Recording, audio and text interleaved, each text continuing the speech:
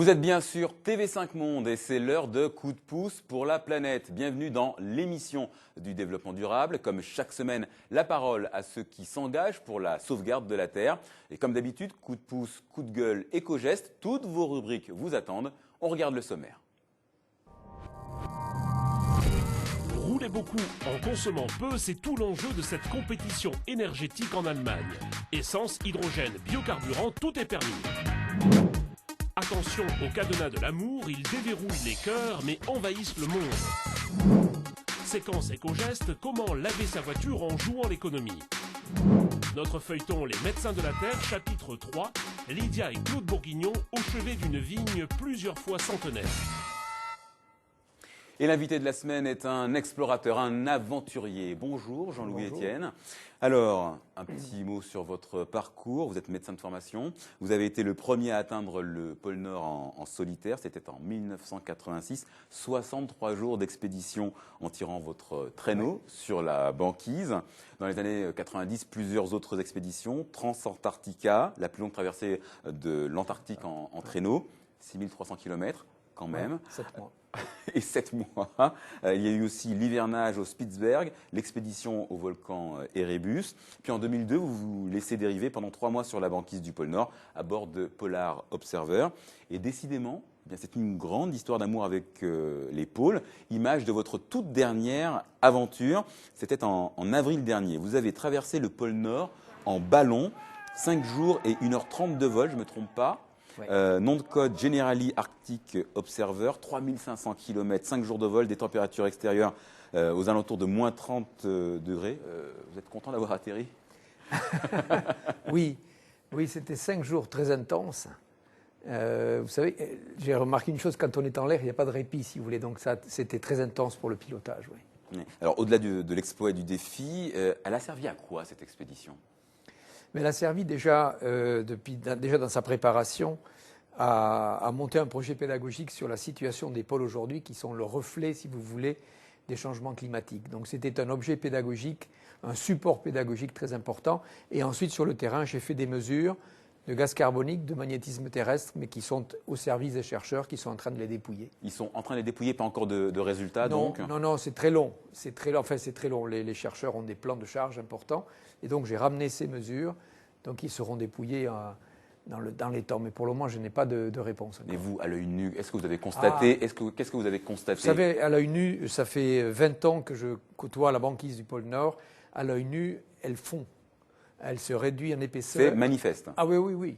C'est manifeste. Elle se réduit en épaisseur, elle se réduit en surface. C'est une réalité et c'est vraiment le témoin visuel indiscutable du réchauffement climatique. Et ça révèle quoi exactement sur l'état de santé de la planète? Ça révèle que la planète se réchauffe.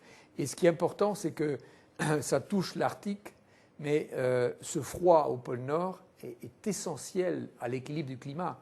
Comme vous savez, le climat, c'est l'équilibre entre la chaleur des tropiques et le froid des pôles. Et on est en train le froid au nord est en train de disparaître comme si on avait ouvert la porte du frigo et ce froid va nous manquer. Ce qui signifie que moins il fait froid au pôle, plus il fait chaud sur les tropiques? Oui, si vous voulez. C'est aussi simpliste que ça?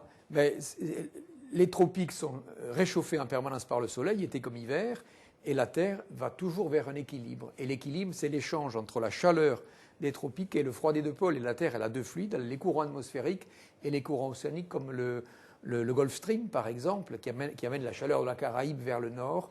Et donc, le froid au nord est indispensable à l'équilibre thermique de la planète. Et ce froid est en train de s'amenuiser.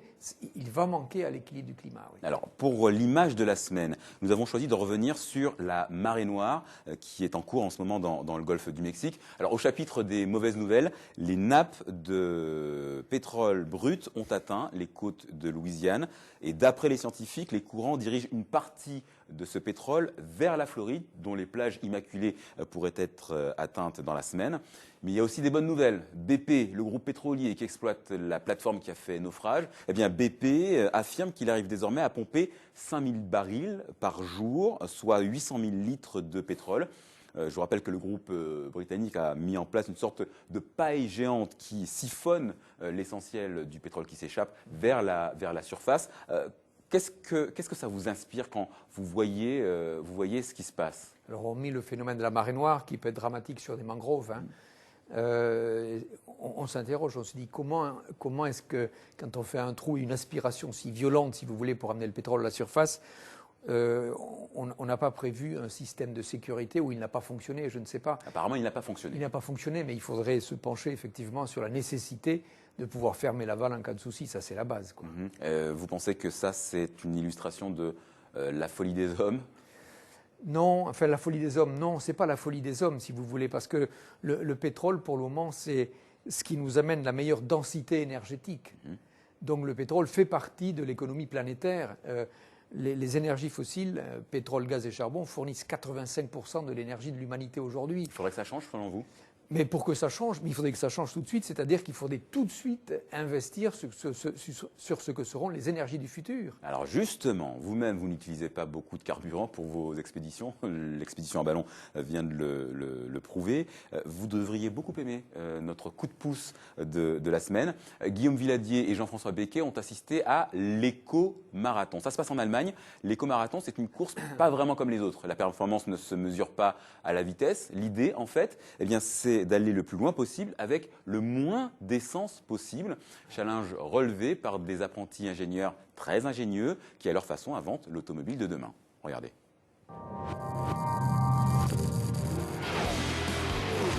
Ah, une bonne grosse course de voiture, le vrombissement des moteurs, l'odeur des pneus, ces bolides de rêve qui passent et repassent à tombeau ouvert. Enfin, à tombeau ouvert...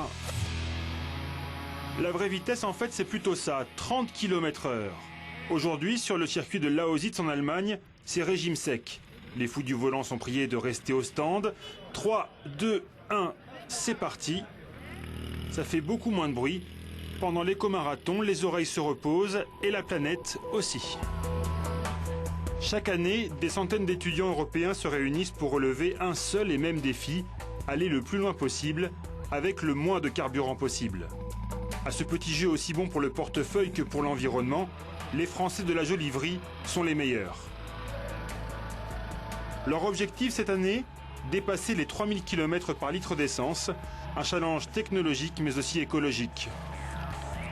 Grâce à nous, on peut montrer aux gens qu'on peut faire quand même, à l'heure d'aujourd'hui, on arrive à avoir des moteurs très petits avec des véhicules comme ceci qui arrivent à faire 4000, enfin en gros presque 4000 km avec un seul litre d'essence. Quand on voit les consommations de maintenant...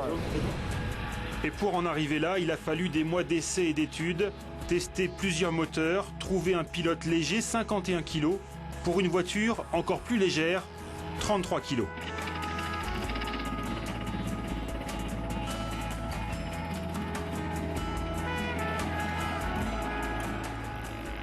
L'innovation technique ne fait pas tout. Pour consommer un minimum d'essence, il faut aussi conduire autrement.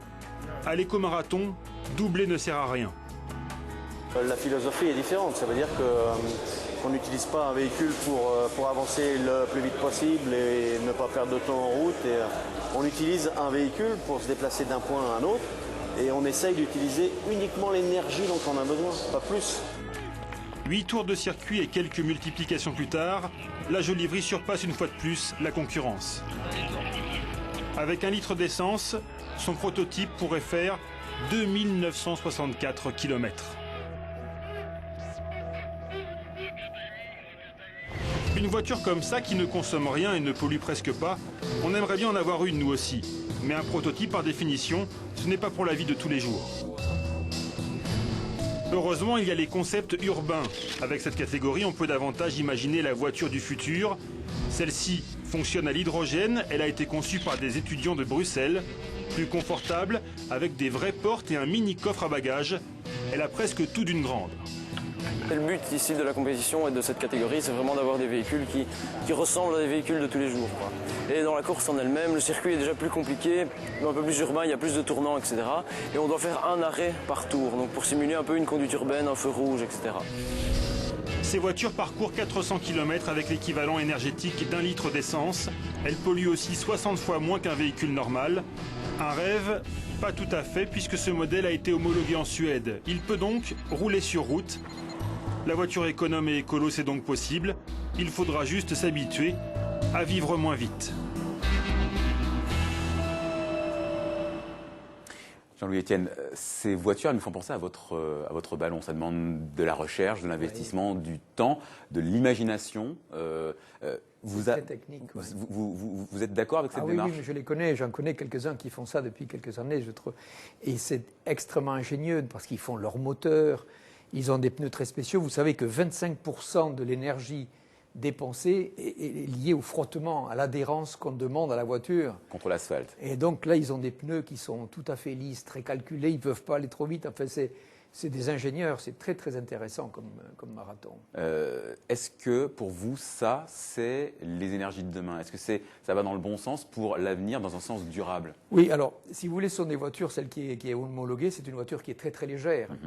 Et il est évident qu'aujourd'hui, on fait des voitures avec une recherche de sécurité énorme, si vous voulez, parce qui alourdissent effectivement, qui alourdissent considérablement. Et donc, si vous faites le pari d'aller moins vite, si vous voulez, des voitures beaucoup plus légères, la quantité de mouvement en cas de choc est bien moindre. C'est évident qu'on arrive à faire des gains d'économie très importants parce que ce sont des voitures plus légères, qui vont moins vite et dont il y a moins de risques avec ce type de pilotage. Ce qui voudrait dire que, comme le disait Guillaume Villadier, il faudrait peut-être vivre moins vite, voire même abaisser les limites de vitesse. Le fameux 4x4, si vous voulez, qu'on critique sans arrêt. C'est vrai que c'est une voiture qui a un emplacement au sol énorme. En milieu urbain, ça prend beaucoup de place. La taille des pneus, c'est large comme ça, c'est très très lourd. Et effectivement, les voitures lourdes ont besoin de beaucoup de carburant pour les déplacer. Ce n'est pas forcément utile en ville. Alors, lors de votre dernière expédition, vous ne pouviez pas vous diriger, vous êtes laissé porter par le vent. Est-ce que c'est une façon de dire que c'est la planète qui décide? C'est la planète qui décide, si vous voulez, oui, bien sûr, de la direction et de la vitesse du vent. Et alors, le pilote, il a cette capacité à aller vers la veine de vent qui lui est favorable. Et la seule façon que j'avais, c'est de monter en m'allégeant ou alors de descendre, donc à la recherche toujours de la veine de vent qui va vous amener vers l'objectif que vous avez choisi. Et si l'amour n'était pas durable, Jean-Louis Etienne? Dans son coup de gueule de cette semaine, Frantz Vaillant s'énerve contre ces petites preuves d'amour qui, en fin de compte, font du mal à la planète. Regardez, vous allez comprendre. On connaissait les chaînes du mariage. Voici désormais les cadenas de l'amour. Une floraison d'acier sur les lieux les plus inattendus, comme ici sur les rambardes du Pont des Arts à Paris. Les amoureux gravent leur nom sur les cadenas, objets censés représenter un amour éternel, puis ils jettent la clé dans la Seine. Fin de la séquence émotion. Et début d'un bel embarras pour la municipalité. Comment gérer une telle pollution ? 1600 cadenas en souffrance, un véritable orgasme de fétichiste. En Italie, à Rome, ces cadenas ont pris d'assaut les lampadaires et ces érections de ferraille ne cessent de gonfler, de se multiplier. Bruxelles, Kiev, Vilnius. À Moscou, pour contenir l'étonnante hémorragie, des arbres métalliques ont même été installés. Mais il faut être juste, autrefois ce n'était guère mieux. C'étaient les forêts qui recueillaient ces serments éternels. On gravait sa passion dans la peau des écorces et ces cicatrices de l'amour faisaient perler un peu de sève. Quelques arbres suppliciés n'y survivaient pas, le temps a passé. Si Roméo et Juliette regagnaient leur pénate aujourd'hui à Vérone, ils rebrousseraient chemin tant l'entrée de leur célèbre maison ressemble à celle d'un squat. Aujourd'hui, ces cadenas de l'amour offrent donc des serments d'un nouveau genre, d'un genre qui rouille avec le temps. Nouvel épisode d'un romantisme toc et d'une niaiserie contagieuse. Jean-Louis Etienne, une réaction? Ça ne me dérange pas, moi. Ça vous dérange pas? Non. Non, c'est pas grand-chose. Puis c'est une mode. C'est une mode, ça va. C'est une mode qui semble durer. Vous avez vu l'état de... Je me demandais où était la clé. Donc, ils ont bien expliqué que qui jette la clé. Parce que, normalement, ça se gère. Si vous voulez, si vous gardez la clé, à partir du moment où l'union est plus maintenue, il va aller chercher son cadenas et le défaire. Mais on les garde tous, là. Vous avez vu l'état de l'hôtel de Roméo et Juliette? Oui. Non, ça vous dérange pas non plus? Non, il y a plus inquiétant, oui. Ah, qu'est-ce qu'il y a de plus inquiétant? C'est l'amour qui motive, si vous voulez, quoi. Donc, je trouve ça... Hein? Qu'est-ce qu'il y a de plus inquiétant? Il y a, ça c'est anecdotique si vous voulez, quoi. Inquiétant. Je pense qu'à l'heure actuelle, l'écologie se borne, si vous voulez, de temps en temps, sur des statures, sur des images qui sont extrêmement romantiques. Et l'écologie a besoin d'une main-d'œuvre aujourd'hui, de se mettre au travail avec un un axe de recherche qui doit être que seront les énergies du futur. Ça, c'est essentiel aujourd'hui. Parce qu'on peut... Est-ce que vous êtes en train de demander que l'écologie devienne mature, mûre et qu'elle grandisse, en gros? Oui, mais elle est en train de le faire, quoi. Ça fait quand même quelques temps, si vous voulez, qu'elle passe au stade adulte. Mais il y a quelque chose qui m'inquiète, c'est parfois dans le refus du progrès. Et ça, je trouve que je ne suis pas en accord avec ça. Parce que vous n'êtes pas un décroissant? Non. Du point de vue de l'avancée technologique. Oui, le mot décroissance, effectivement, est empreint. Si vous voulez, les définitions sont en train d'évoluer. On essaye de parler d'une croissance en y mettant du bonheur, en y mettant de la joie de vivre, c'est vrai, et vous avez raison. Mais je pense que le progrès, d'une manière générale, c'est quelque chose qui rend service à l'homme et qui peut aller, c'est tout à fait dans le sens pour satisfaire les contraintes écologiques. Ça a besoin de pragmatisme un peu. Alors, on a parlé de voitures tout à l'heure. Vous ne savez peut-être pas, mais la voiture d'aujourd'hui, ça consomme du carburant, mais aussi beaucoup d'eau. Et oui, parce que cette voiture, parfois, eh bien, il faut la laver. Nos confrères de Télé-Québec vous expliquent comment nettoyer votre auto de façon plus éco-responsable. C'est l'éco-geste de la semaine et c'est maintenant.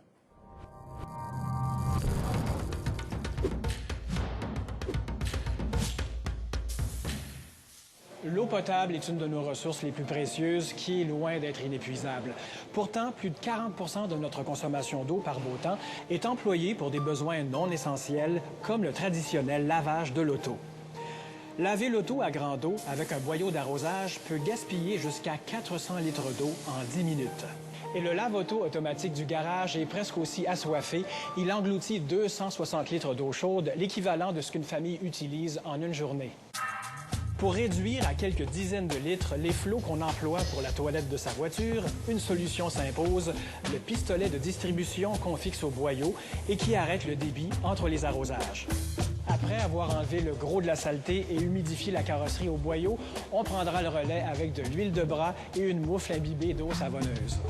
Un savon biodégradable, sans phosphate et bien moussant, viendra à bout de la saleté ordinaire et ne nuira pas à l'environnement en prenant le chemin de l'égout pluvial. Et pour les taches de moustiques incrustées dans le pare-brise, une trouvaille fait merveille, le bas de nylon dans lequel on a inséré un oignon coupé. Après un deuxième arrosage, pour rincer le tout, un coup de chamois en microfibre donnera du lustre à notre chef-d'œuvre. Finalement, laver son auto, c'est pas la mer à boire. Ça vous fait rire? Ah oui, l'oignon, c'est rigolo. Hein. Est-ce que vous avez une... Mais il a raison d'utiliser très peu d'eau. C'est un peu comme les agriculteurs aujourd'hui qui font de l'arrosage avec des gouttes à gouttes, quoi. Il y a moins de dispersion et moins de consommation. Est-ce que vous avez une voiture? Ah oui. Oui. J'ai une voiture, mais quand je roule en famille, je prends la voiture. En ville, je fais du scooter. Du 125 cm3. Et ça consomme... Ah, bien moins, si vous voulez. La consommation, elle est proportionnelle à la masse déplacée. Si vous additionnez le poids du conducteur et de sa voiture, c'est bien plus que le conducteur du scooter qui est beaucoup plus léger. Donc, je consomme très, très peu. Alors, vos éco-gestes à vous, c'est quoi? C'est des gestes ordinaires de tous les jours. Ce n'est pas la peine de les énumérer, l'eau, l'énergie. Mais je suis en plus militant, si vous voulez. C'est-à-dire que sur le toit, chez moi, à la campagne, j'ai 80 panneaux solaires. Je produis l'électricité photovoltaïque, j'en produis pas mal. J'ai donné l'autorisation d'installer dans le bois, à la limite de chez moi, 6 éoliennes, puis des grosses éoliennes, si vous voulez, pour faire de l'électricité pour la commune. Donc c'est un engagement de terrain. Je trouve qu'on est aujourd'hui dans la nécessité de faire quelque chose pour les énergies du futur. Ouais. Alors on va passer au feuilleton de Coup de pouce pour la planète. Nous suivons, je vous le rappelle, les pas d'un couple de chercheurs. Claude et Lydia Bourguignon sont des scientifiques, des biologistes du sol. Ils militent pour une agriculture naturelle, une agriculture qui respecte la terre, avec une finalité, faire des produits meilleurs. Cette fois, on les retrouve chez un viticulteur qui veut faire du bio. Les médecins de la terre, 3e épisode, c'est tout de suite. La vie du sol, elle ne sert pas à faire de la quantité, elle sert à faire de la qualité. C'est toute la différence qu'il y a entre une agriculture intensive et polluante et une agriculture de qualité respectueuse de l'environnement. Nous, notre but, en finalité, c'est d'amener à ce que l'agriculteur n'utilise plus de produits de synthèse et fasse une agriculture biologique. Quelle carte postale! On va aller voir les vignes côté plein sud, Ah oui, il y avait un énorme château avant. Ah oui, oh dis donc, c'est beau. Et si c'est à lui, il y a des manquants. Hein. Ouais, non, puis là c'est une vigne qui va être arrachée parce qu'elle n'est pas taillée. Elle est vraiment pas belle. Hein. Apparemment, il y a des herbes sur le rang. Hein.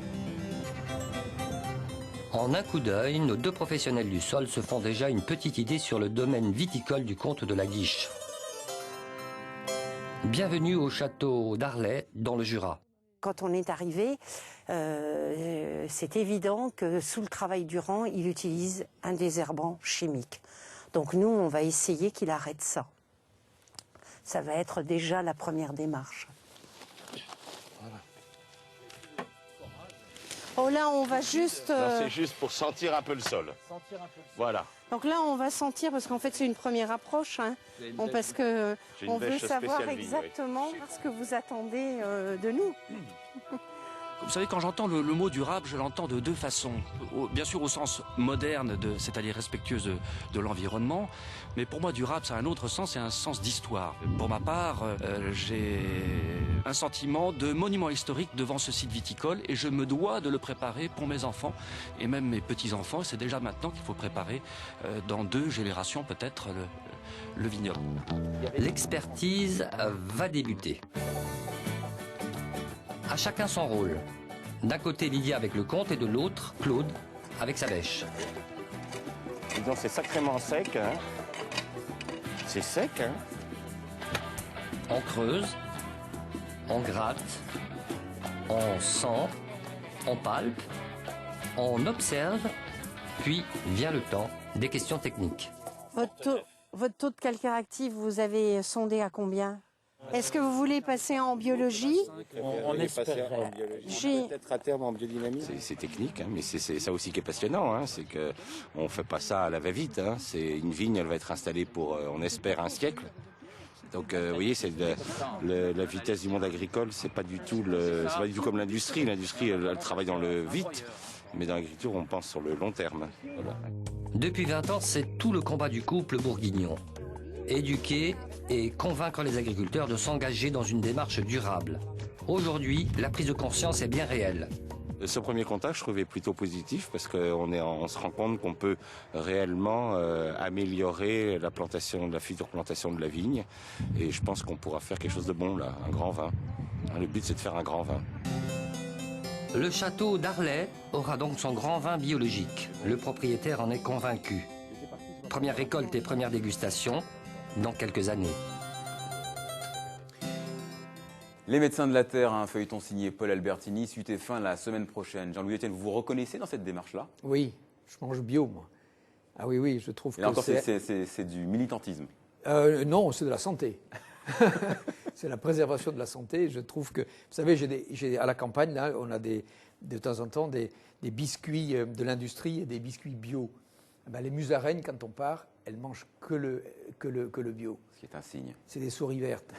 Et c'est vrai, hein. Et c'est un signe. Ah oui, oui, c'est un vrai signe. Oui. D'accord.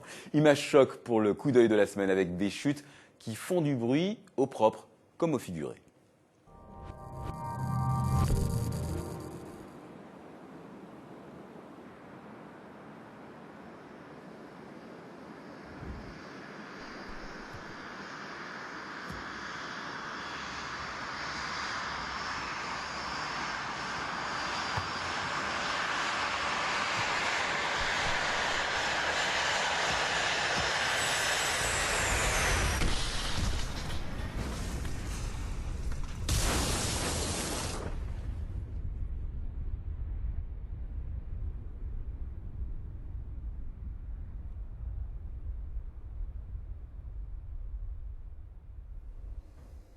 Ça se passe de commentaires ? Ah oui, c'est violent. Hein. D'accord.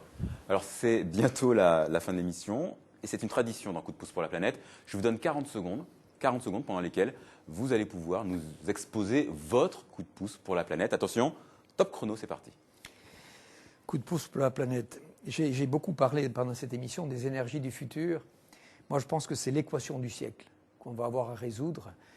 Quand je disais tout à l'heure que 85% de l'énergie consommées par l'humanité viennent du pétrole, du gaz et du charbon. Les propositions qui sont faites aujourd'hui par l'éolien, le solaire, la géothermie, les énergies de mer, c'est extrêmement homéopathique. Et les réserves fossiles, elles vont finir par disparaître, et c'est dans quelques décennies, si vous voulez, c'est un demi-siècle. Et nous avons très très peu de temps pour préparer les autres énergies, donc il n'y a pas de temps à perdre. Investir tout de suite sur ce que seront les énergies du futur. Et c'est la fin des 40 secondes. Merci Jean-Louis Etienne d'avoir été notre invité. Merci beaucoup. On vous retrouvera peut-être pour une prochaine expédition. Oui. C'est la fin de cette émission. Vos coups de gueule pour la planète, vos coups de cœur, vos éco-gestes nous intéressent. Exprimez-vous sur notre site, l'adresse www.tv5monde.com/C2P. Rejoignez aussi notre communauté Facebook. À la semaine prochaine. Jean-Marie Pelt, le président et fondateur de l'Institut européen d'écologie, sera notre invité. Excellente suite de programme sur la chaîne francophone.